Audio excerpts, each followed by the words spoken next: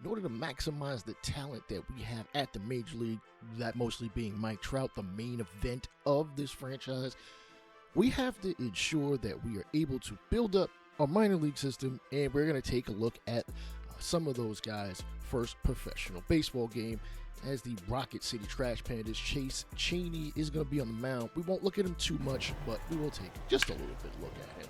Ground ball into right field. First base hit he gives up is to Jose Torres of the Chattanooga Lookouts, the Cincinnati Reds Double-A affiliate. McGarry hits one into the gap. Sanchez is able to throw it back in the infield just in time to prevent that runner from third from scoring. And the Lookouts, okay, y'all pretty hyped for the first minor league game of the season. Jeez, curveball, Cheney hit to Weimer over the first, and unfortunately we get a run. Cheney running into a little bit of danger as they start this ball game off. I know it's raining. I know that curveball might have slipped out your hand, but you got to get it together as Austin Hendrick going to chop at the first. As Sonny Acharya is going to step on first for the first out of the inning.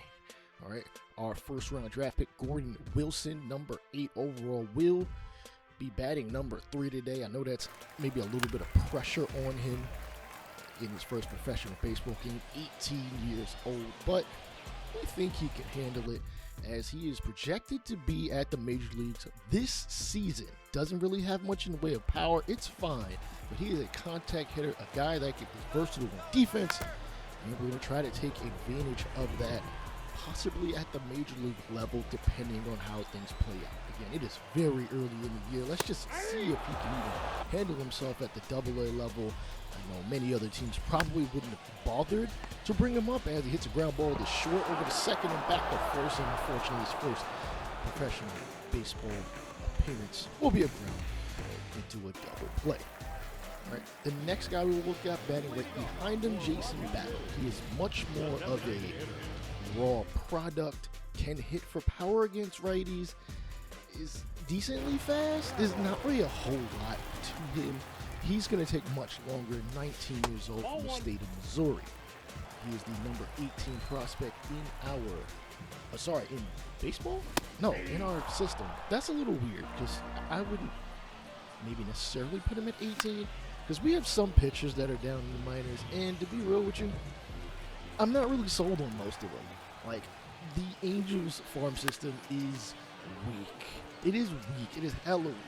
It is very top-heavy, held up by very few players, some of which you've already seen in the last season, such as Kyler Harris. Unfortunately, Battle will be caught chasing an inside fastball for strike number 3. Gordon Wilson gets his second plate appearance here with 1 away. Lookout still up 1-0, takes the fastball inside.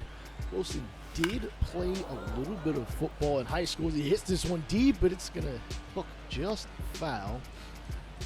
Played mostly tight end, a little bit of linebacker.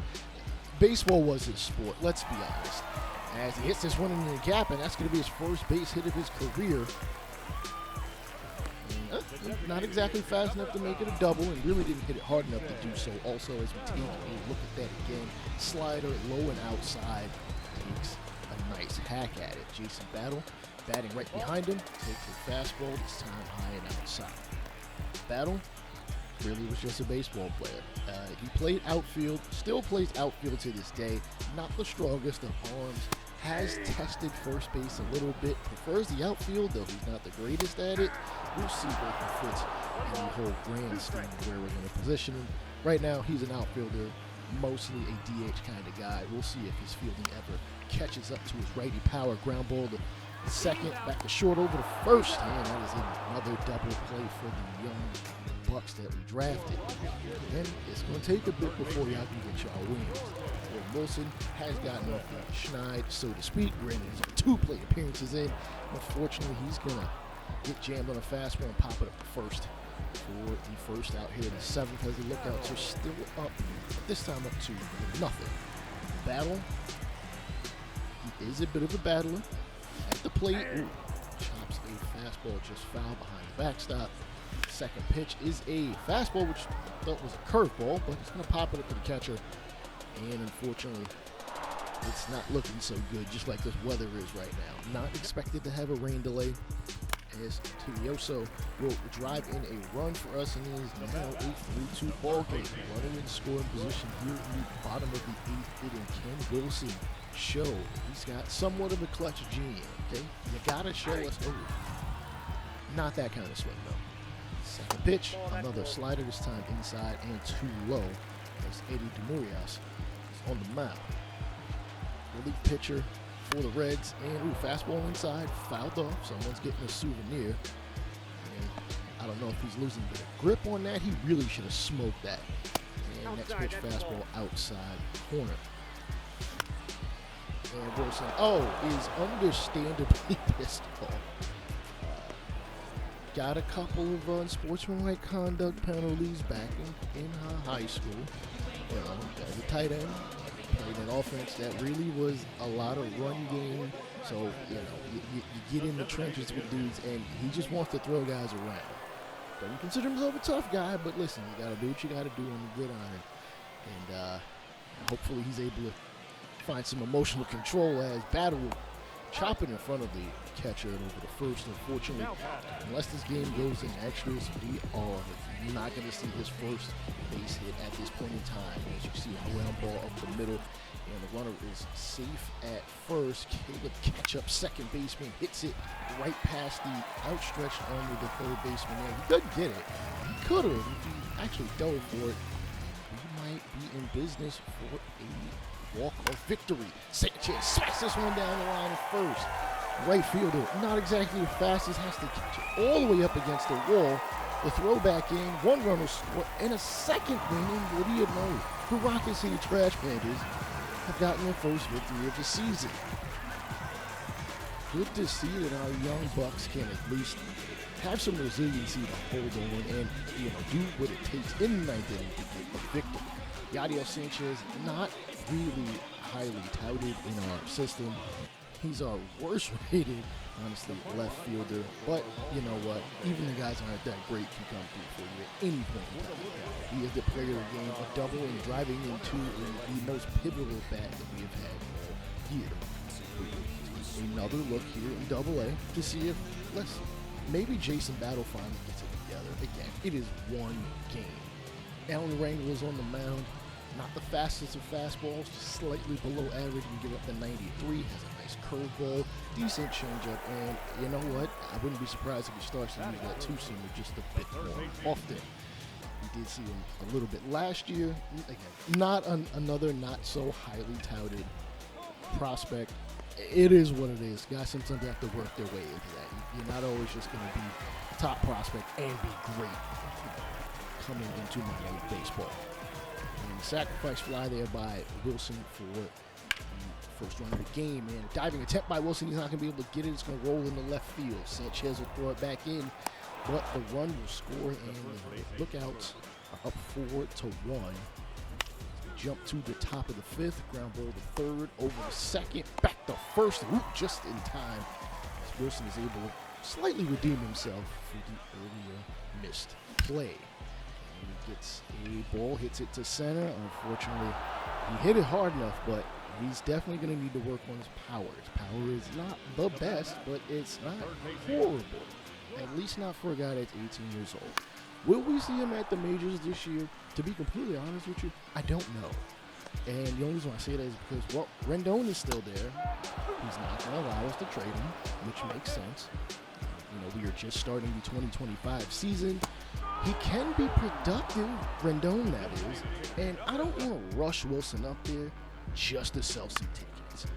And ground ball to third. Wilson with a bit of a belly flop stop. And he's able to stop the ball from rolling into the outfield, but that runner will be safe with a base hit. I know, some of y'all are probably pissed, just call up Wilson, he's higher overall. I don't care about that. That's not the point. I want him to get better, and he's not looking so good so far through 2 games. He's gotten a hit in each of the last 2 games, which is good. We like to see that. We like to see a guy progress over time. As we take a look at Jason Battle here in a daytime game where it's 1, not dark by the clouds, and B, not raining to death. He does have a base hit. I don't remember when it happened. It must have happened when I was simulating. And runner from Going to second is safe. That is Bryce Teo Diosio, who I'm going to have to baseball reference his name because I'm sure I butchered it. Battle curveball. Ooh. Does like a high-hung pitch, and he's a tall individual. You hang it up there, he wants to bang it, and unfortunately he's not going to be able to get a hit this time. Fouls it off. We like to see it. You gotta fight and wait to see what pitch that they are going to get that they want to hit. Change up. Ooh, very tempting. I'm not going to lie. Sony Charia is on deck. There's a 0 batting average with runners in scoring position, which makes sense. It's only like the 3rd game of the season. Fly ball to dead center, and unfortunately, he will not get a hit. Just quite yet. At least not a televised. He's 1 for 9 this season so far. Again, I want to see Battle actually become at least a decent fielder. If you can get up to 55, maybe 60 fielding, I will take it. I'm not expecting the arm to be any good. He currently projects as a guy that is a DH and more of a backup DH. A guy that, if he can get his fielding together, he can be a guy that can play out in the outfield occasionally. I'm not expecting anything too crazy out of him. And if he can hit lefties, anything worth it to him, we should see more of him. Again, it is going to be a long time probably before we see him. He is estimated to come up to the major leagues in about 2027. 2026, 2027. You never know with injuries, things can happen. Ground ball to second, and unfortunately, still not going to get a hit that we can see on tape. Almost 10,000 people showed up here. I'm very shocked, given minor league baseball. We are in the middle of nowhere in California. As we pop this one up, unfortunately, it is an out. So we will end this ball game. So it seems, yes, sir. We will end it without a hit so far. It's all good though. Charia and Ketchup both get hits and RBIs to at least start the movement on the offense. Nonetheless, taking a look at scouting, got a right fielder, Norman Johnson. He can have immense power and can be good enough fielder, if not damn good. Might have solid speed, might have a good arm, could have solid vision. 20 years old from JUCO in New York. If he's there for us at 19, we'll take him.